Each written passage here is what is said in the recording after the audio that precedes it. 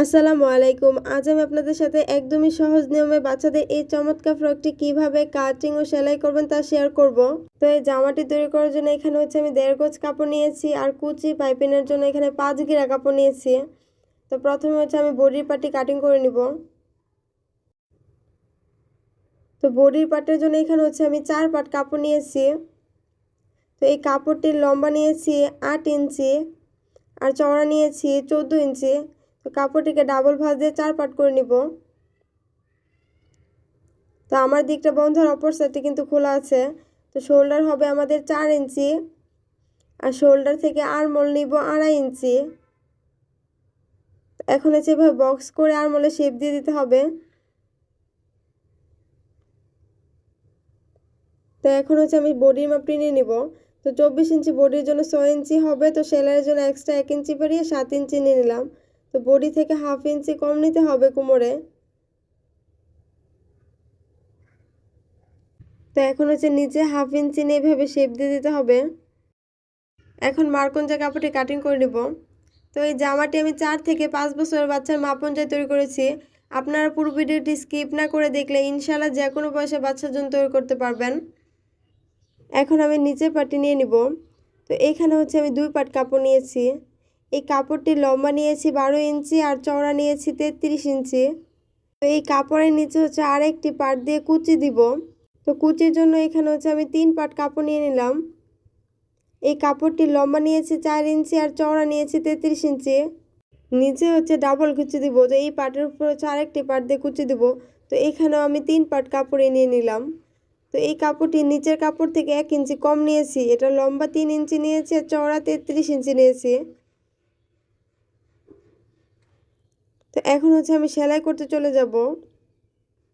তো প্রথমে আমি বডির একটি পার্ট নিয়ে নিব। তো সামনের পার্টে আমাদের ডিজাইন হবে। তো তার জন্য এখানে আমি 2 পার্ট কাপড় নিয়েছি। এই কাপড়টি লম্বা নিয়েছি 3 ইঞ্চি আর চওড়া নিয়েছি 15 ইঞ্চি। তো এই কাপড়টিকে ডাবল ভাঁজ দিয়ে তারপর সাইড থেকে একটি সেলাই দিয়ে দিতে হবে।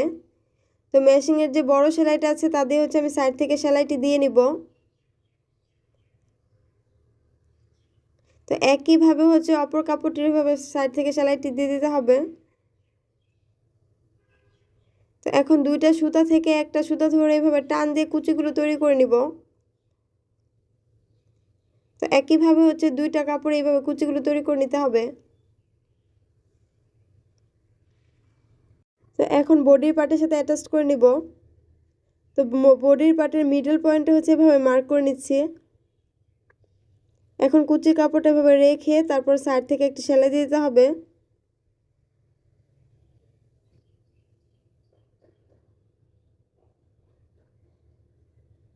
একটা সাইড সেলাই করে নেওয়ার পর একইভাবে অপর সাইডে সেলাইটি করে নিতে হবে। তো এই কুচির কাপড়টি এভাবে রেখে তারপর সাইডে আমি আরেকটি সেলাই দিয়ে দিব। তো মাঝখানে যে মার্ক করেছি এর সাইড দিয়ে এভাবে সেলাইটি দিয়ে দিতে হবে। এখন মাঝখানে সেলাই করে নেওয়ার জন্য একটি কাপড় নিয়ে নিলাম। তো এই কাপড়টির লম্বা নিয়েছি আমি 2 ইঞ্চি। তো এই কাপড়টিকে দুই সাইড থেকে এভাবে ভাঁজ দিয়ে তারপরে সেলাইটি দিয়ে দিতে হবে। এখন দুই সাইডে সেলাই দিয়ে নিব। তো এই কাপড়টি রেখে তারপর সাইডে একটি সেলাই দিয়ে দিতে হবে। তো একটি সাইড সেলাই করে নেওয়ার পর একইভাবে এই সাইডে আরেকটি সেলাই দিয়ে দিতে হবে। এখন কাঁধে বেল অ্যাটাচ করার জন্য বেল্টের কাপড় নিয়ে নিব। তো বেল্টের জন্য এখানে আমি 4 পার্ট কাপড় নিয়েছি। তো এই কাপড়টির চওড়া নিয়েছি 2 ইঞ্চি আর লম্বা নিয়েছি 13 ইঞ্চি। তো কাপড়টিকে ডাবল ভাঁজ দিয়ে তারপরে সাইড থেকে একটি সেলাই দিয়ে দিতে হবে।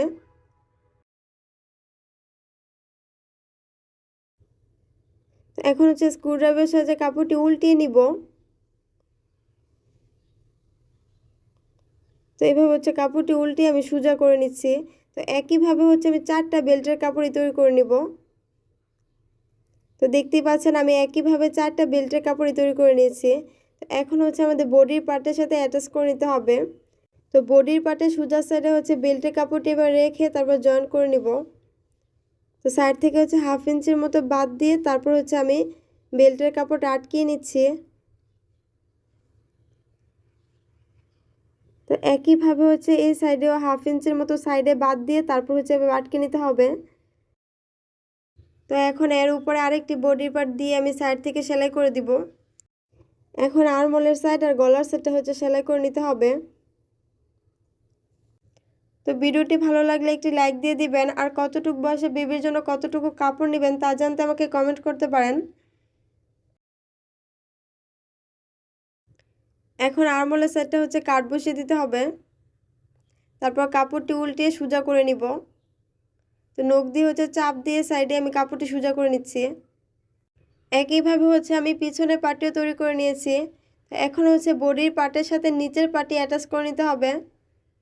তো কুচির কাপড়টি হচ্ছে এর উপরে রেখে তারপর হচ্ছে কুচিগুলো দিয়ে নিব। তো কুচিগুলো হচ্ছে এইভাবে চিকন করে দিয়ে নিতে হবে।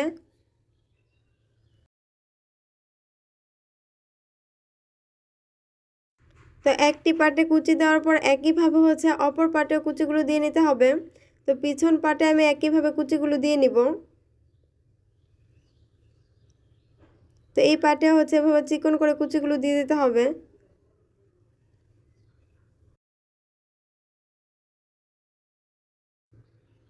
এখন দুইটা পার্ট সোজা সাইডে রেখে তারপর বডিটা ফিটিং করে নিতে হবে।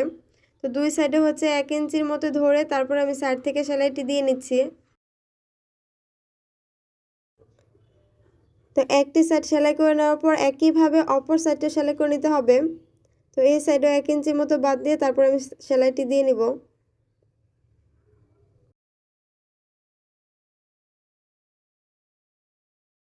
এখন কাপড়ের নিচে কুচি দিয়ে দিতে হবে।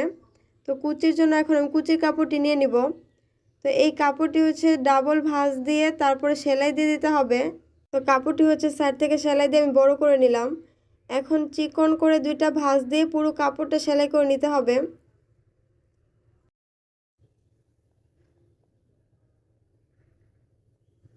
তো এইভাবে হচ্ছে আমি পুরো কাপড়টা সেলাই করে নিচ্ছি। তো এখন একইভাবে এই কাপড়টাও সেলাই করে বড় করে নিতে হবে। সাইড থেকে হচ্ছে এভাবে জয়েন করে আমি বড় করে নিলাম। তারপরে চিকন করে দুইটা ভাঁজ দিয়ে পুরো কাপড়টা সেলাই করে দিতে হবে। তো পুরো কাপড়ের সাইডে এইভাবে চিকন করে দুইটা ভাঁজ দিয়ে তারপরে সেলাই করে নেবেন।